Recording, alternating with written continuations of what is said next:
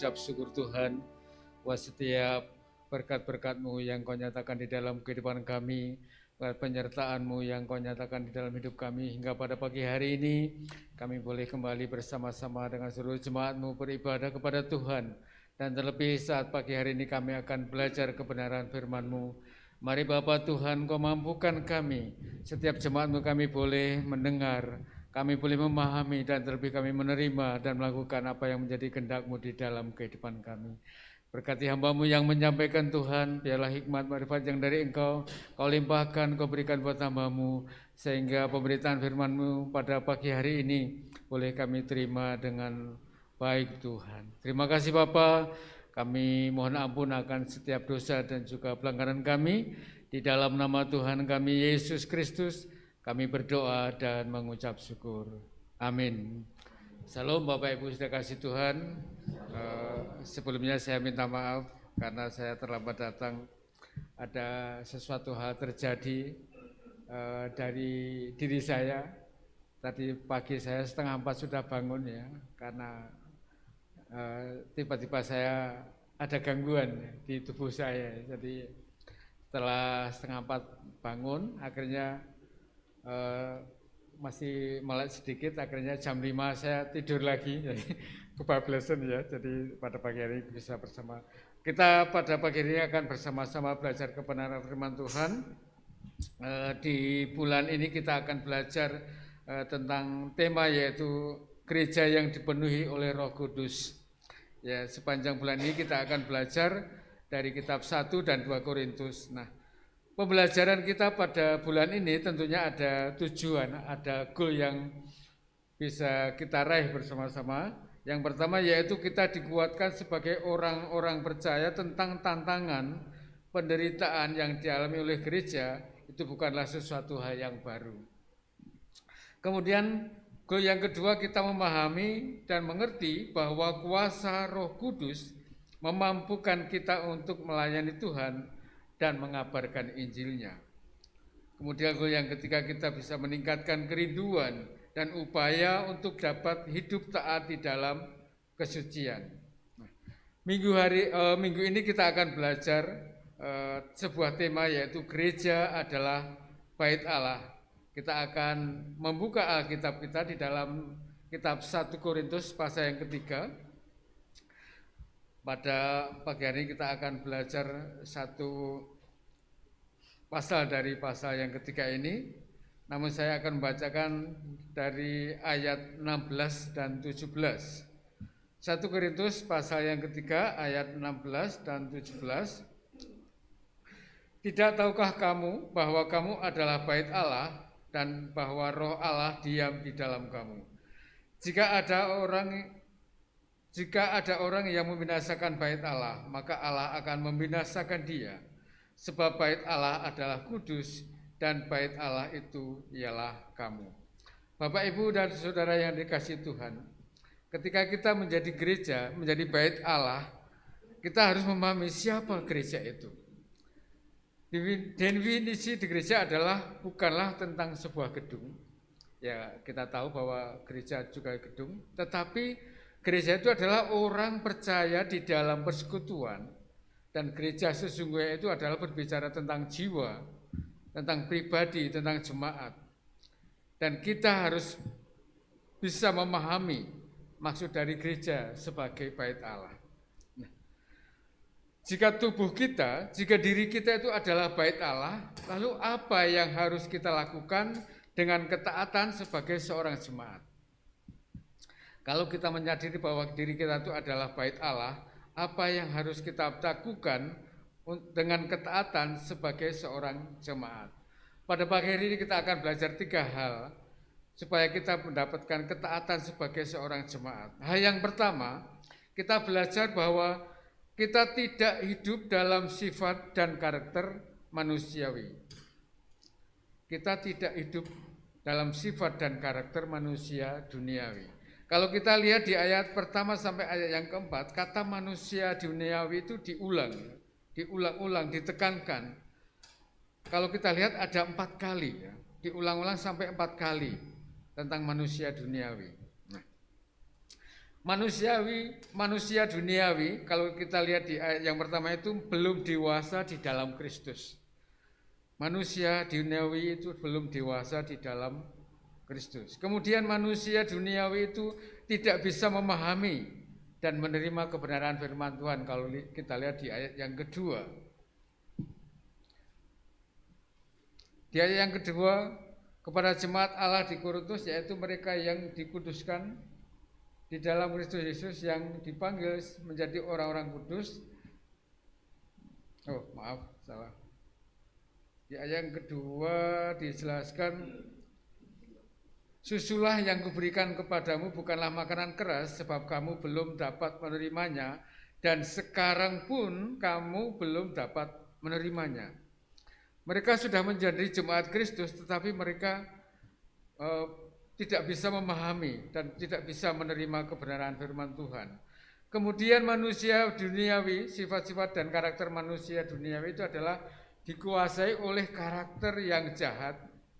Kalau kita lihat di ayat yang ketiga, ada iri hati dan perselisihan.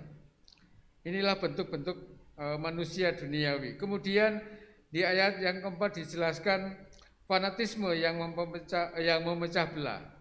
Karena di saat itu jemaat di Korintus ada hamba-hamba Tuhan yang melayani di situ ya. Ada Paulus, ada Apolos, kemudian ada Kefas atau Petrus yang melayani hal itu. Mereka mengagumi hamba-hamba Tuhan itu sehingga mereka istilahnya bisa membanding-bandingkan ajaran para hamba-hamba Tuhan itu. Nah, Bapak Ibu Saudara kasih Tuhan, pada saat itu jemaat di Korintus, satu kelompok dengan jemaat dan merasa dirinya itu paling benar.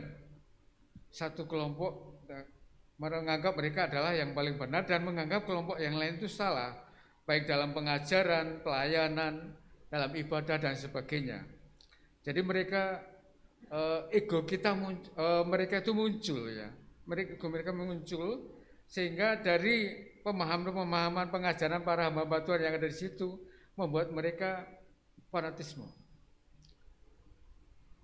Kemudian mereka juga sama-sama orang percaya kepada Kristus, tetapi karakter mereka mencerminkan karakter manusia duniawi. Lalu apa yang bisa kita tarik dari pelajaran ini? Ketika kita tidak boleh tidak hidup dalam sifat dan karakter manusia duniawi, yaitu kita harus hidup di dalam sifat karakter manusia rohani. Berbalik, saudara. Manusia duniawi jelas tadi bahwa ini belum menjadi dewasa, tidak bisa memahami atau menerima firman Tuhan, dikuasai oleh karakter yang jahat. Tetapi kehidupan manusia rohani itu harus kita jalani dalam kehidupan kita, karena kehidupan manusia rohani, kehidupan yang diperkenankan oleh Tuhan. Tentunya hal-hal rohani yang muncul di dalam kehidupan kita ketika kita memiliki sifat kehidupan manusia rohani. Dan ini bisa dicapai dengan cara yaitu belajar firman Tuhan dan menerima di dalam hati kita. Di ayat pertama dan kedua sudah dijelaskan bahwa kita harus belajar kebenaran firman Tuhan. Firman Tuhan itu akan kita terima di dalam hati kita, di dalam kehidupan kita, supaya kita bisa muncul sifat dan karakter manusia rohani kita. Dan kita harus memahami adanya bahaya dari iri hati itu tadi ya. Dan itu kita dapat menjebak kita dalam sebuah perbuatan yang jahat. Salah satu contoh saling menjatuhkan, menjelek-jelekan, mencemarkan nama baik, memfitnah. Banyak orang mengatakan fitnah lebih kejam daripada pembunuhan. Kalau karakter manusia dunia itu masih ada di dalam kehidupan kita, maka yang namanya perbuatan-perbuatan jahat itu akan muncul di dalam kehidupan kita. Perselisihan itu akan ada dalam kehidupan kita. Iri hati itu akan ada dalam kehidupan kita. Tetapi kita harus memiliki sifat dan karakter manusia yang rohani. Contoh salah satu perbuatan yang tidak sesuai dengan manusia rohani. Kalau di gereja kita, di gereja pada umumnya, kalau kita lihat di bulan Desember, biasanya ada Natalan ya. Natalan itu bisa membuat ini acara yang besar bagi gereja. Salah satu contoh perbuatan yang tidak baik itu misalnya berbicara tentang konsumsi. Biasanya yang handal ini kan ibu-ibu ya. Ibu-ibu berbicara tentang konsumsi. Nah, dari hal itu saja bisa membuat perpecahan. Kenapa? Karena satu dengan yang lain istilahnya adu apa ya istilahnya ide-ide perbedaan sebenarnya hanya hal-hal yang ini masalah-masalah yang kecil tapi bisa menjadi masalah yang besar. Kenapa? Karena yang satu punya ide ini, yang satu punya ide ini, tetapi ide itu tidak bisa disatukan. Akhirnya apa? Cekcok, adu mulut bisa terjadi seperti itu. Wes kita pesan ayam bakar ya. Enggak, kita masak sendiri supaya ngirit. Uang kita kan sedikit, kita masak sendiri. Ya, masak siapa yang masak? Masak itu akan repot. Enggak, pesan aja. Oh, jangan ayam bakar terlalu mahal. Ikan bakar aja. Nah, ini bisa terjadi. Hanya hal sepele di awalnya saling sapa, saling senyum. Tetapi ketika itu terjadi misalnya perbedaan yang tidak bisa disatukan, akhirnya muncul bimoli. Saudara tahu ya? Bimoli. Bibirnya moncong 5 menit. Akhirnya pulang diem-diem sampai rumah pun masih mikir, wah gara-gara wong situk ini ya. Jadi gegeran. Nah, itu bisa terjadi dalam kehidupan gereja. Nah, dari perbuatan-perbuatan yang jahat ini, kalau kita tidak memahami bahaya iri hati itu, ini berujung kepada perselisihan dan perpecahan di antara jemaat Tuhan. Ya, yang ketiga dan keempat bisa dilihat, karena kami masih manusia duniawi, sebab jika di antara kamu ada iri hati dan perselisihan, bukanlah hal itu menunjukkan bahwa kamu masih manusia duniawi dan bahwa kamu hidup tidak begitu jelas ini. Hidup secara manusiawi.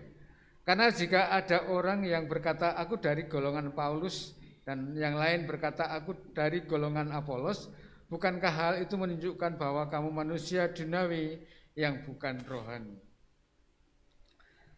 Kita harus menjaga hal ini supaya tidak ada perselisihan, tidak ada perpecahan di antara jemaat satu dengan yang lain.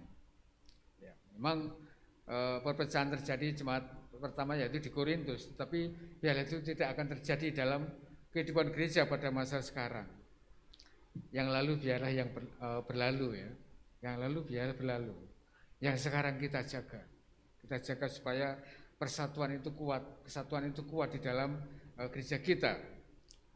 Kalau kita ingat peribahasa bersatu kita teguh, bercerai kita runtuh. Itu terjadi biasanya karena kalau ada iri hati, maka perpecahan itu akan terjadi. Tetapi mari kita jaga gereja kita, jaga jemaat kita supaya tidak ada perselisihan, tidak ada percekcokan, tidak ada perpecahan di antara kita. Yaitu kita harus hidup di dalam sifat manusia yang rohani. Yang pertama kita sudah belajar apa yang bisa kita dapatkan dalam sebuah keteladanan sebagai jemaat Kristus, yaitu kita tidak hidup di dalam sifat karakter manusia duniawi. Kemudian hal yang kedua, apa yang dapat kita lakukan dengan ketaatan sebagai seorang jemaat.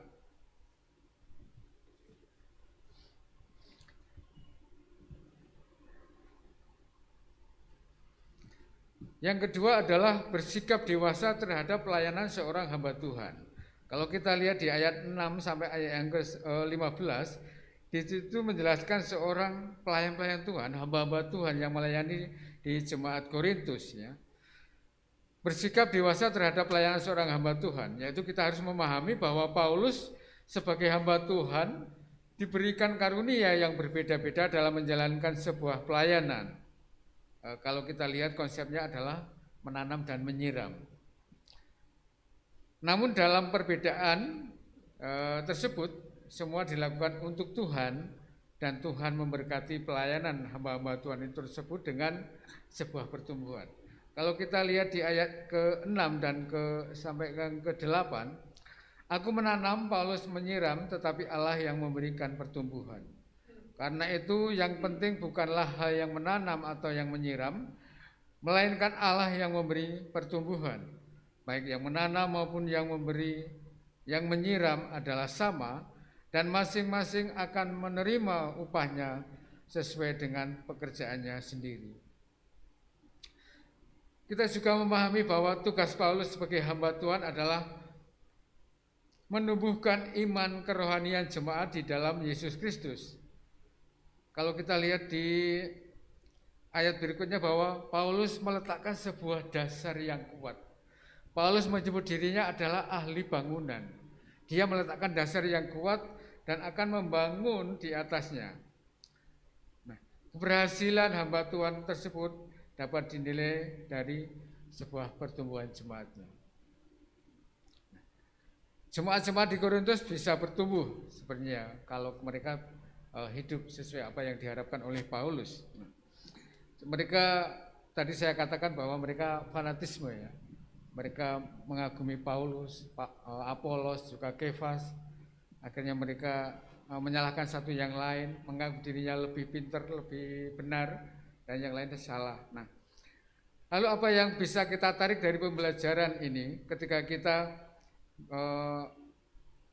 bersikap dewasa terhadap pelayan atau seorang hamba Tuhan, yaitu kita harus memahami bahwa tugas dan tanggung jawab seorang hamba Tuhan kepada para jemaatnya.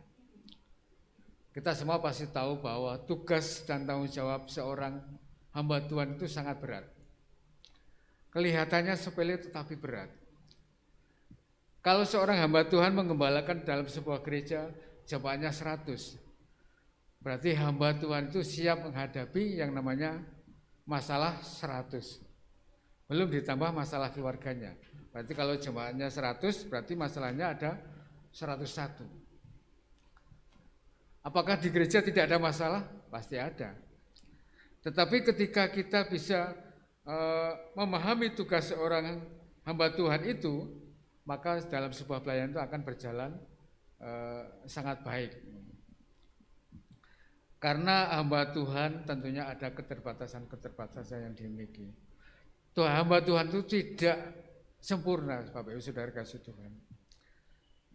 Mungkin ada orang yang berkatakan, hamba Tuhan itu ya manusia biasa.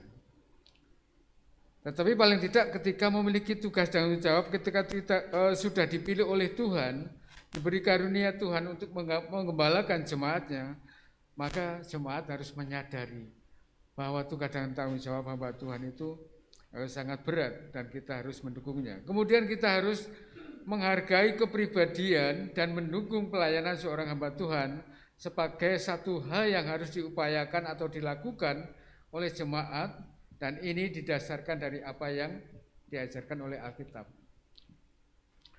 Penghargaan, dukungan dari jemaat untuk seorang hamba Tuhan itu Alkitabiah. Dasarnya dari Alkitab. Jadi siapapun yang menggembalakan dalam sebuah gereja, contohnya keluarga kita, gereja WCM saat ini digembalakan oleh Pak Mesak, ya kita harus mendukung sepenuhnya. Dukungannya pasti banyak hal, bermacam-macam. Tentang kebutuhan jasmani kita juga harus mendukung. Hal yang rohani kita harus mendukung. Dalam pelayanannya, apapun yang dikerjakan dalam sebuah pelayanan, jemaat harus mendukung. Bukan hanya perancang gereja saja yang mendukung, tetapi seluruhnya, jemaat seluruhnya harus mendukung pelayanan Pak Mesak di tempat ini. Karena seorang hamba Tuhan itu orang yang sudah dipilih oleh Allah, dipanggil oleh Allah, yang memiliki tanggung jawab yang besar, memiliki tugas yang berat untuk membalakan jemaat, karena mengarahkan jemaat kepada hal-hal yang sesuai dengan kebenaran firman Tuhan. Dukungan perlu, penghargaan perlu. Ya, kita istilahnya tidak menghargai, maksudnya memberi harga Pak Mas iki hargane piro sih? Tidak seperti itu ya. Wis nek sik enome ya regane sithik. Wis rada tuwa engko rada akeh. Tidak seperti itu ya. Jadi dalam bentuk penghargaan yang diberikan oleh hamba Tuhan dan dukungan kita kepada pelayan-pelayan Tuhan, seorang hamba Tuhan harus kita wujud nyatakan, harus kita lakukan supaya dalam sebuah pelayanan di gereja itu berjalan sangat baik, sangat harmonis. Nah, kemudian hal yang ketiga, apa yang harus kita lakukan dengan ketaatan sebagai seorang jemaat? Yang ketiga adalah menyadari bahwa hidup jemaat adalah milik Kristus. Di ayat 16 sampai yang ke-23 di situ dijelaskan bahwa setiap jemaat orang-orang percaya itu adalah miliknya Kristus. Jemaat milik Kristus adalah bait Allah dan Roh Allah diam di dalam diri kita. Di ayat yang ke-16 tadi yang sudah saya bacakan sangat jelas ya. Tidak tahukah kamu bahwa kamu adalah bait Allah dan bahwa Roh Allah ada diam di dalam kamu. Jemaat milik Kristus adalah bait Allah. Itu harus disadari. Dan Roh Allah diam di dalam dirinya. Kemudian jemaat Kristus akan menerima penyertaan Tuhan. Di ayat yang ke-17 dinyatakan, jika ada seorang yang membinasakan bait Allah, maka Allah akan membinasakan dia, sebab bait Allah adalah kudus dan bait Allah itu ialah kamu. Jemaat Kristus akan menerima penyertaan Tuhan. Maksudnya ketika jemaat Kristus, jemaat Allah, kita sebagai jemaat Allah mengalami yang namanya penderitaan, menghadapi tantangan, Tuhan akan menyatakan penyertaannya di dalam kehidupan kita. Dan kemudian jemaat Kristus itu akan menjaga kekudusan hidupnya. Di ayat 17 sudah sangat jelas sekali bahwa bait Allah adalah kudus dan bait Allah itu adalah kamu. Berarti ketika kita menjadi bait Allah, prioritas dalam kehidupan kita adalah kekudusan. Ketika kita hidup dalam kekudusan, maka standar kehidupan kita harusnya sesuai dengan standar Allah. 1 Petrus 1 ayat 16, kuduslah kamu sebab aku kudus. Be holy because I'm holy. Wah, mantap. Pintar ya. Saya harus belajar sedikit-sedikit ya. Karena desus-desusnya saya akan pergi ke Amerika. Wah, ya, jadi saya harus harus belajar ya. Jadi ketika ada kesempatan saya buka aplikasi kamus terjemahan Indonesia ke Inggris, saya belajar, saya tulis. Kemarin ketika telepon dengan Pak Cliff, saya sedikit pakai bahasa Inggris, karena sedikit saja. Lupa saya. Oh ini, nice to meet you. Nah, cuma itu aja, sudah. Setelah itu ya cuma thank you gitu aja.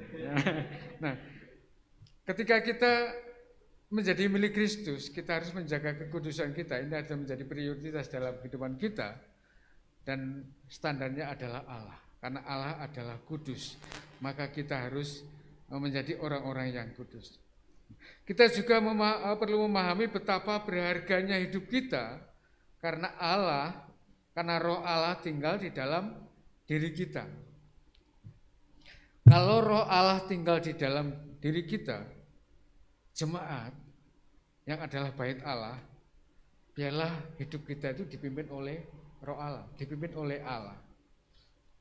Kalau Roh Allah itu sudah, jadi kita menyerahkan hidup kita sepenuhnya kepada Tuhan supaya kita dipimpin oleh Allah, dipimpin oleh Roh Allah, karena Allah mau supaya hidup kita benar-benar berkenan di hadapan Tuhan, di hadapannya. Dan respon yang harus kita lakukan di dalam kehidupan kita sebagai milik Kristus adalah dengan menjaga diri kita dari godaan dosa ketika kita menjadi seorang jemaat. Jangan biarkan hidup kita diselimuti dengan dosa. Kalau kita masih hidup di dalam dosa, berarti kita belum miliknya Kristus. Kalau kita hidup di dalam dosa, hidup kita adalah milik syaitonir rojim. Kalau hidup kita dalam dosa. Tetapi ketika kita menjadi milik Kristus, kita harus menghindari yang namanya dosa. Kita harus menyerahkan hidup kita supaya dipimpin oleh Roh Allah. Nah, kehidupan gereja dan jemaat tidak akan lepas yang namanya dari penderitaan, tekanan, baik secara jasmani maupun rohani. Namun mari kita tetap percaya bahwa penyertaan Kristus itu nyata di dalam gereja atau dalam jemaat. Selama kita masih hidup di dalam dunia ini, kita pasti tidak akan pernah lepas yang namanya penderitaan. Kalau kita tidak mengalami penderitaan, maka otomatis pendewasaan itu tidak akan terjadi dalam kehidupan kita.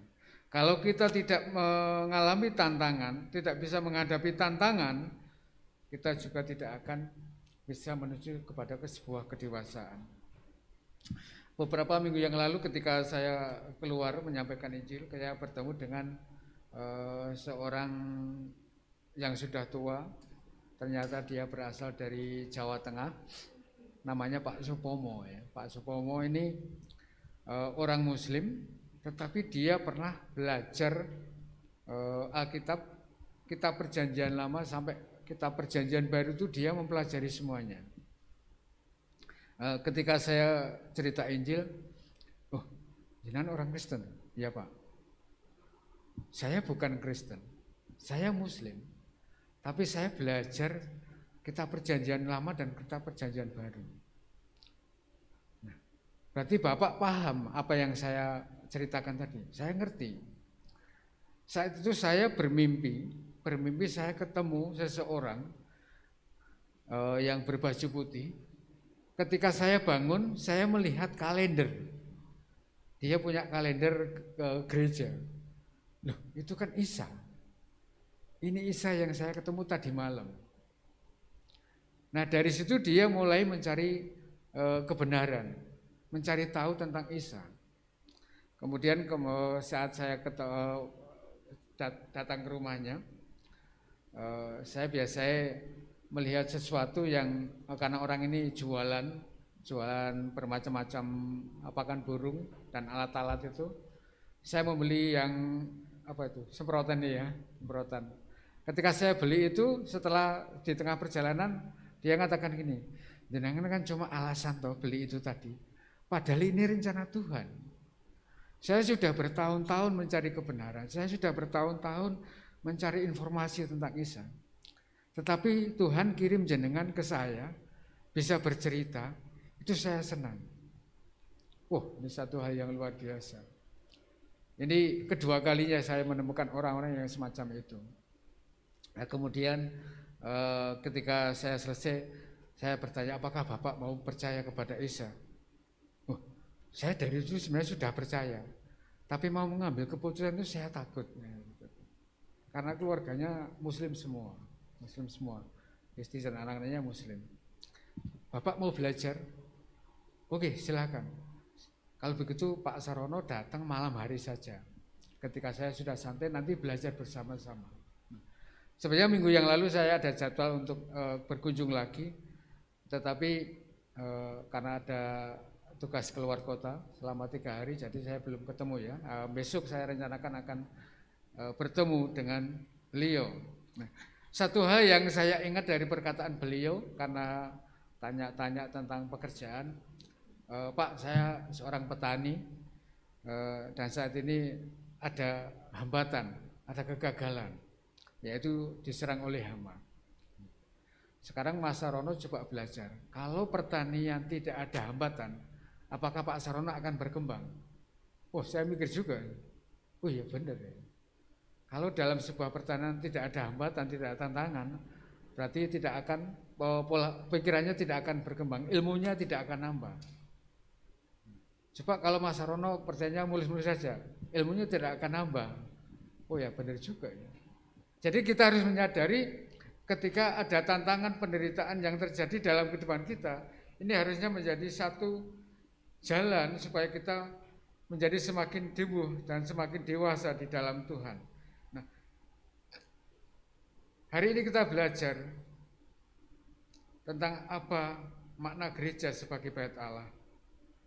Dan saya dan saudara sebagai orang percaya atau jemaat adalah milik Kristus. Kita harus sadari itu, bahwa kita menjadi jemaat-jemaat yang menjadi milik Kristus. Nah, kita belajar sebagai seorang jemaat, lalu apa yang harus kita lakukan untuk kita bisa menjadi milik Kristus itu tadi.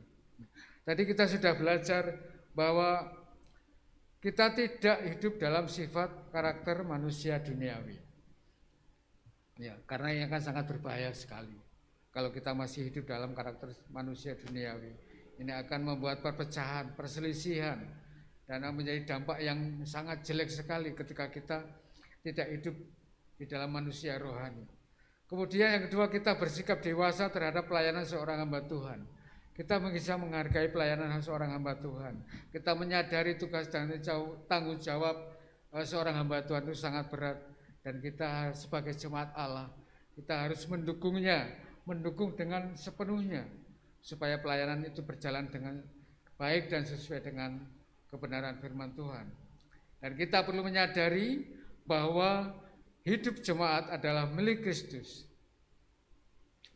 Hidup kita sepenuhnya kita serahkan kepada Kristus.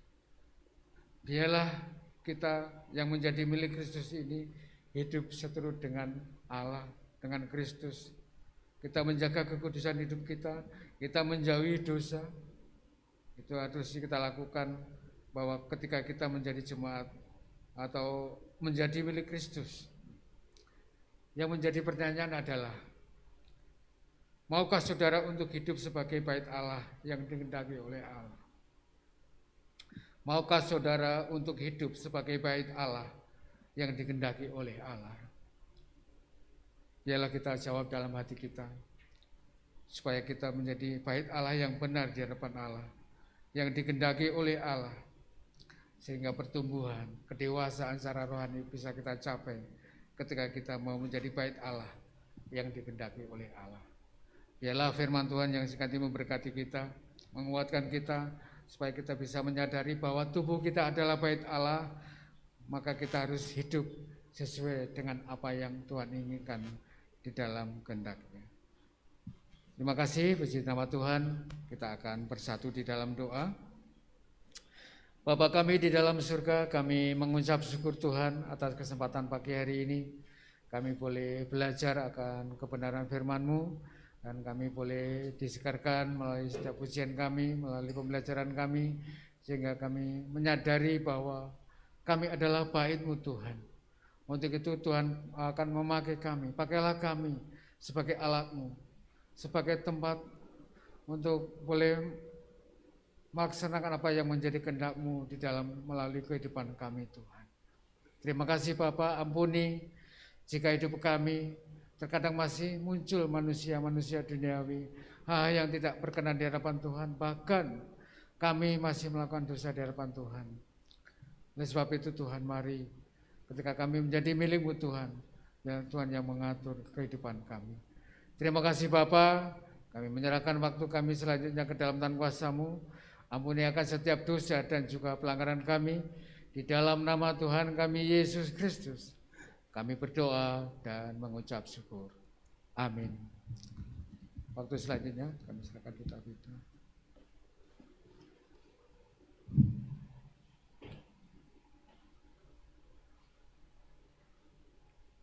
Puji nama Tuhan, terima kasih pada Bapak Sarono yang sudah menyampaikan kebenaran firman Tuhan. Bapak, Ibu, Saudara yang terkasih dalam Tuhan, mari kita akan berdiri, kita akan meresponi firman Tuhan pagi hari ini. Biarlah kita boleh menjadi bait Allah yang semakin dewasa dan bait Allah yang terus benar-benar melakukan kehendak Tuhan. Terima kasih, kita akan angkat pujian jadikan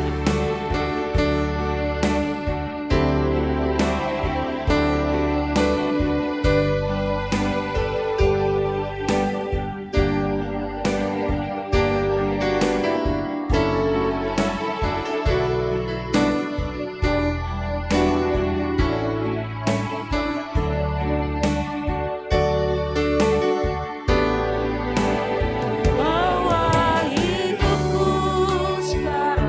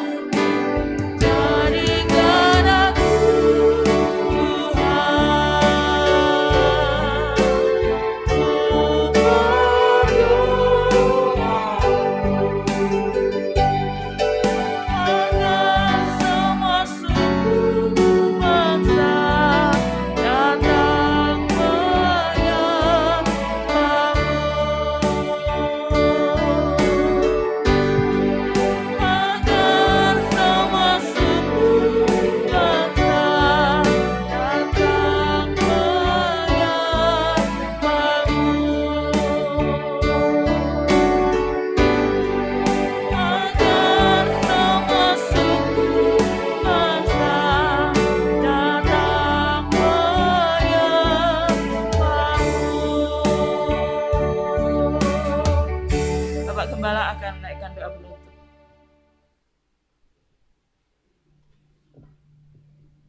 Mari kita akan berdoa bersama-sama. Segala puji syukur, hormat, dan kemuliaan kami naikkan kepadamu Tuhan, Allah di dalam nama Tuhan Yesus Kristus. Bersyukur atas kesempatan untuk kami bisa menaikkan bakti kami dalam ibadah raya yang pertama pada saat pagi hari ini. Kami bersyukur menikmati pujian penyembahan, kami menikmati kebenaran firman Tuhan yang telah ditaburkan, dan kami menyatakan komitmen atas firman yang telah kami pelajari hari ini. Kami rindu untuk hidup sebagai jemaat yang memahami dan menyadari bahwa diri kami adalah bait Allah. Dan kami bersyukur untuk hamba-Mu Bapak Sarono yang telah Engkau pakai luar biasa untuk menyampaikan kebenaran firman ini bagi kami sekalian. Tuhan Yesus memberkati kepada hamba-Mu. Dan kami rindu menyerahkan kehidupan kami ke dalam tangan kuasa-Mu Tuhan. Kami rindu sebagai umat Tuhan, sebagai orang-orang yang percaya kepada Tuhan, kami menyatakan kesetiaan kami kepadamu, baik itu di dalam bakti persekutuan kami, bakti dalam pertemuan pemuritan, dan juga setiap perkataan dan perbuatan kehidupan kami sehari-hari. Kami rindu untuk menyatakan kesetiaan dan ketaatan kepada kehendak Tuhan. Kami rindu menyerahkan juga setiap pergumulan kami yang kami hadapi ketika kami menjalani hidup di dunia ini. Ada situasi kondisi berkaitan tentang pandemi COVID-19 yang selalu senantiasa kami rindukan pertolongan dan juga perlindungan Tuhan. Engkau yang akan berkati. Kami berdoa kiranya pandemi ini dapat segera kami lalui, dan seluruh umat yang ada di dunia ini dapat menyadari perannya untuk dapat memutus rantai penyebaran virus COVID-19. Kami berdoa untuk setiap dampak-dampak yang terjadi akibat pandemi, dari sisi kesehatan, pekerjaan, perekonomian, dan juga hal-hal yang lainnya. Tuhan Yesus yang akan tolong, Tuhan berikan yang terbaik, sehingga pandemi ini tidak menghambat kami, tetapi kami hidup semakin berserah dan berpengharapan di dalam Tuhan, dan kami berjalan di dalam hikmat yang daripada Tuhan. Terima kasih Tuhan. Demikian pula kami berdoa menyerahkan untuk gereja kami. Kami berdoa menyerahkan untuk seluruh jemaat Tuhan. Kiranya Tuhan Yesus mengasihi kami, dan Engkau memberkati kepada kehidupan kami di dalam setiap hal yang kami hadapi. Yang sakit Tuhan sembuhkan, yang berbeban berat Tuhan kuatkan dan hiburkan. Dan setiap kami yang memiliki kerinduan, rencana masa depan, Engkau membuka jalan atas setiap kerinduan dan juga rencana masa depan kami. Terima kasih Tuhan, berkati kami yang bekerja, berkati kami yang mengambil pendidikan, sekolah dari tingkat dasar sampai universitas. Berkati kami yang melayani Tuhan, kami menyerahkan semuanya ke dalam tangan kuasa dan juga pimpinan Tuhan. Dan kami rindu menyerahkan untuk pergumulan kami akan tempat ibadah ini. Kami rindu untuk bersatu hati di dalam doa, daya, dan dana, mendukung pembelian ruko C30 ini Tuhan. Kami serahkan semuanya ke dalam tangan kuasa-Mu. Dan kami juga rindu Tuhan yang akan memberkati kepada hamba-Mu sebagai gembala sidang dan juga keluarga serta seluruh panitia perancang. Tuhan berkati kami ketika kami melayani-Mu, dan kiranya Engkau menjadikan kami setia dan taat sampai akhir hidup kami dalam pelayanan kepada Tuhan. Terima kasih Tuhan Yesus. Ini Tuhan doa kami serahkan kepadamu, dan pada akhirnya kami akan akhiri ibadah kami. Kami akan pulang ke rumah kami masing-masing. Kiranya Tuhan Yesus yang akan menyertai dan memberkati kami, dan pertemukan kembali di dalam persekutuan dan ibadah selanjutnya. Bapak, Ibu, dan Saudara sekalian yang dikasihi oleh Tuhan, marilah kita akan mengarahkan hidup kita kepada Yesus yang adalah Tuhan dan juga Juru Selamat kita. Dan marilah kita akan pulang dengan membawa kasih yang dari Yesus Kristus dan kasih Allah dan persekutuan Roh Kudus yang akan mengiringi kehidupan kita dari sekarang sampai selama-lamanya. Di dalam nama Tuhan Yesus Kristus kami berdoa dan kami mengucap syukur. Amin.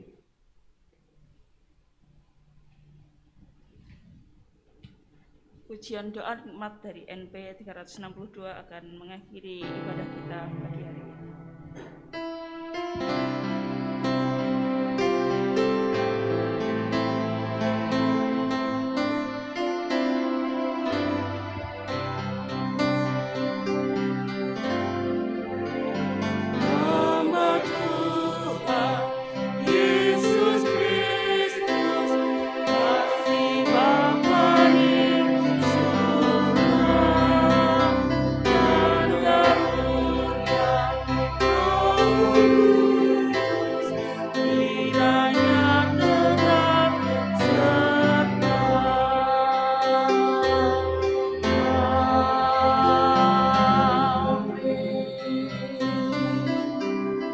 Bapak Ibu Saudara, silakan duduk dan silakan mengambil saat teduh.